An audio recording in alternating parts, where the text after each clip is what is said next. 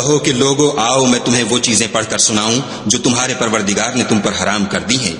उनकी निस्बत उसने इस तरह इरशाद फरमाया है कि किसी चीज को खुदा का शरीक न बनाना और माँ बाप से बदसलूकी न करना बल्कि सलूक करते रहना और नादारी के अंदेशे से अपनी औलाद को कत्ल न करना, क्योंकि तुमको और उनको हम ही रिज्क देते हैं। और बेहयाई के काम जाहिर हों या पोशीदा उनके पास न भटकना और किसी जान वाले को जिसके कत्ल को खुदा ने हराम कर दिया है कत्ल न करना मगर जायज तौर पर, यानी जिनका शरीयत हुक्म दे।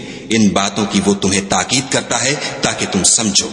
और यतीम के माल के पास भी न जाना मगर ऐसे तरीक से कि बहुत ही पसंदीदा हो, यहाँ तक कि वो जवानी को पहुंच जाए। और माप और तोल इंसाफ के साथ पूरी पूरी किया करो। हम किसी को तकलीफ नहीं देते मगर उसकी ताकत के मुताबिक। और जब किसी की निस्बत कोई बात कहो तो इंसाफ से कहो, गो वो तुम्हारा रिश्तेदार ही हो, और खुदा के अहद को पूरा करो। इन बातों का खुदा तुम्हें हुक्म देता है ताकि तुम नसीहत कबूल करो।